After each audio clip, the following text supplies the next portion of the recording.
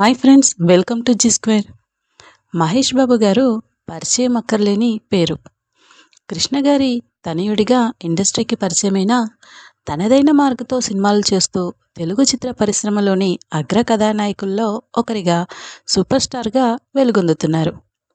హీరోగా ఆయన నటించిన తొలి చిత్రం రాజకుమారుడు. దర్శకులు రాఘవేంద్రరావు గారు రూపొందించిన ఈ చిత్రం 1999న విడుదలై బాక్సాఫీస్ వద్ద ఘన విజయాన్ని నమోదు చేసింది. మహేష్ బాబు గారు, ప్రీతి జింటా గారు కెమిస్ట్రీ, రాఘవేంద్రరావు గారి టేకింగ్, మణిశర్మ గారి పాటలు ఈ సినిమాకు విజయపదంలో నడిపాయి. మహేష్ బాబు గారు తన తండ్రి కృష్ణ గారితో కలిసి అనేక చిత్రాల్లో బాలనటుడిగా అలరించారు. నీడ మొదలుకొని 9 చిత్రాల్లో నటించారు మహేష్ బాబు గారు. 1990లో వచ్చిన బాలచంద్రుడు తర్వాత మహేష్ బాబు గారు చదువుపై దృష్టి పెట్టడంతో మళ్ళీ సినిమాలు చేయలేదు. ఈ క్రమంలో యమలీల కథను ఎస్వి కృష్ణారెడ్డి గారు ఫస్ట్ వినిపించింది మహేష్ బాబు గారికి, కృష్ణ గారికి నట. ఈ స్టోరీ కృష్ణ గారికి బాగా నచ్చడంతో 2-3 ఏళ్ళు ఆగమని చెప్పారట. అయితే ఆలస్యం అవుతూ ఉండడంతో ఆలీ గారి హీరోగా ఆ మూవీ రావడం జరిగింది.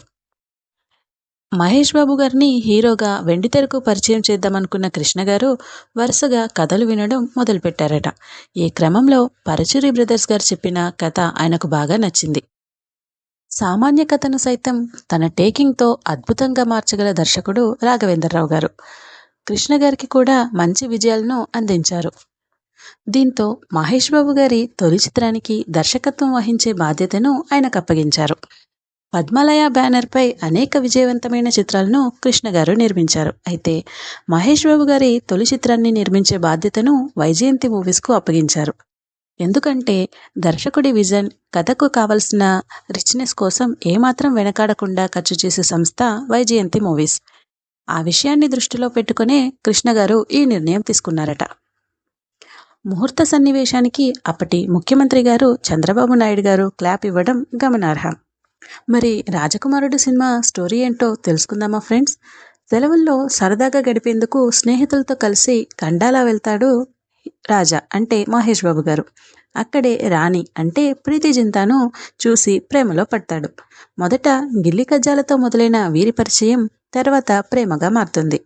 వీరిద్దరూ ప్రేమించుకున్న విషయం రాజా మామయ్య ధనుంజయ్ అంటే ప్రకాష్ రాజు గారికి తెలుస్తుంది.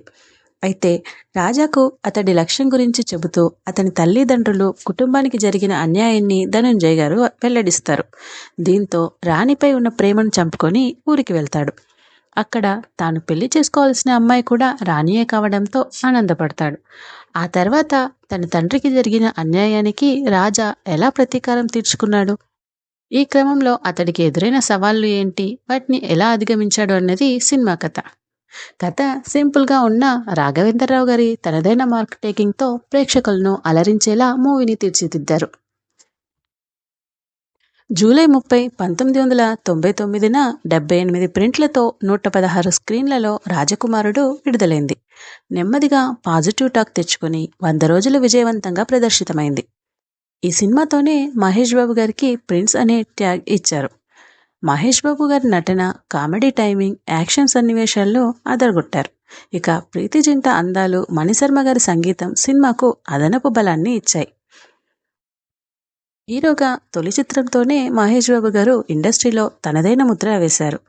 44 కేంద్రాల్లో 100 రోజులు పూర్తి చేసుకున్న ఈ మూవీ ఫుల్ రన్లో దాదాపు 10 కోట్లు వసూలు చేసినట్టు ట్రేడ్ వర్గాలు లెక్కకట్టాయి.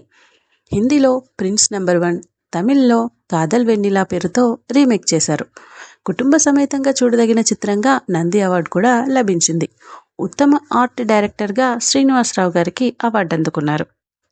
దర్శకుడు రాఘవేంద్రరావు గారిని చిన్నప్పటి నుంచి మామయ్య అని పిలవడం మహేష్ బాబు గారికి అలవాటట. సినిమా షూటింగ్ సమయంలోనూ అలాగే పిలిచేవారట. ఇక ఈ చిత్రంలో ప్రీతి జింతా గారితో ఓ ముద్దు సన్నివేశం లాంటిది ప్లాన్ చేశారు రాఘవేంద్రరావు గారు. ఒక కూల్ డ్రింక్ బాటిల్ తీసుకొచ్చి అందులో ఒక స్ట్రా వేసి ప్రీతి జింతాకు ఇచ్చారట. ఆమె తాగిన తర్వాత ఆ స్ట్రాతోనే మహేష్ బాబు గారు కూడా తాగాలంటూ సన్నివేశాన్ని మహేష్ బాబు గారికి చెప్పారు. ఇది వినగానే నేను చెయ్యను మామయ్య, కావాలంటే నువ్వే చేసుకో అంటూ అక్కడి నుంచి వెళ్ళిపోయారట మహేష్ బాబు గారు. ఓ ఇంటర్వ్యూలో ఈ విషయం చెప్పి రాఘవేంద్రరావు గారు తెగ నవ్వేశారు. ఫ్రెండ్స్, ఇదండి రాజకుమారుడు సినిమా విశేషాలు. ఈ వీడియో మీకు నచ్చినట్లయితే లైక్ చేయండి, షేర్ చేయండి, సబ్స్క్రైబ్ చేయండి. Thank you for watching.